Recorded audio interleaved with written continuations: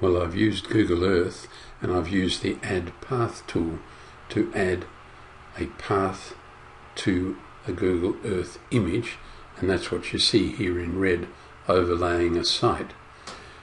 I've then gone File and Save Places As, and this dialog box comes up. I've set my files of type to KML, and I've saved a file called doc01kml, and I'll save it. And now it's time to close Google Earth and move to a web resource, gpsvisualizer.com, and I've just gone to that web address.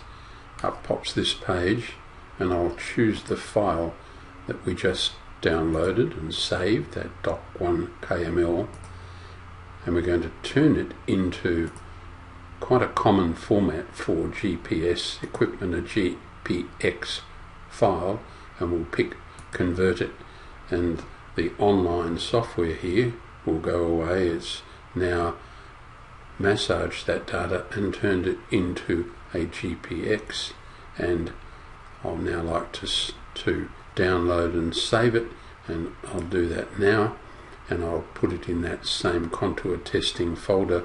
So there we are, we have our GPX file.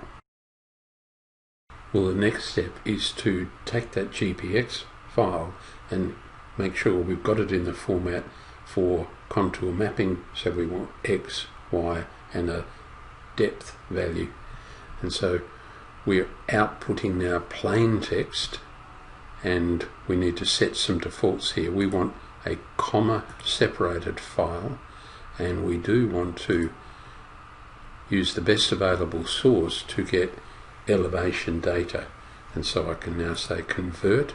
So we're using another page on that GPS visualizer website, and now that you may be able to see now that data is starting to take shape.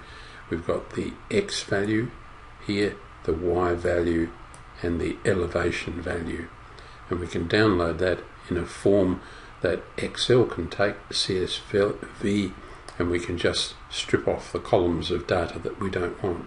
So I'll download that and pop that information again in that same folder. So we've got now a CSV file. Well, I've started Excel. I'll pick the data tab, and we want to bring in some text in the form of CSV. So we have it downloads, and there's our contour testing folder, so we can import it. So in comes the data. We'll simply load it. And I'm sure you know how to do this, but I'll just remove columns that I don't need.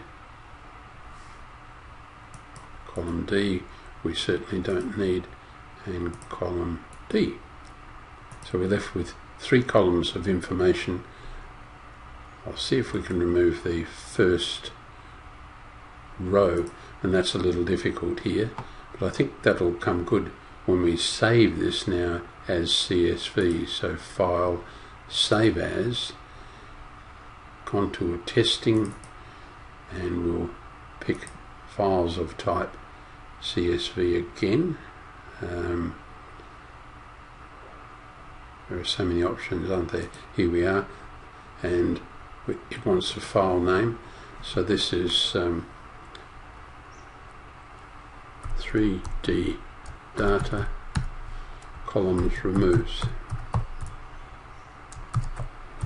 just to give us OUT, and we'll save it. And we'll OK that, and I think now at this point we can select the first row and delete it. No, we can't. We may have to delete that information manually. Before we leave it, we will just try a hide and see what that gives us. So we'll hide that row, and a final save, and we're in a position now to look at that data in a contouring program. Well, I've opened that file in WordPad, and you can see we didn't strip out that opening row, So I can just do that manually and then save the file. Well, my favourite contouring program is a free utility called QuikGrid, and all we need to do is go File and input our points, our metric data points, and we'll bring in 3D data columns out and open, and there's our contour. The building at the top of the site, we've left the building out, we didn't trace around the building, and there's the 216 metre high contour to 12,208. So the grid tells us that the land is sloping and water flowing from the top of the site to the bottom is going to pool in this bottom right hand area.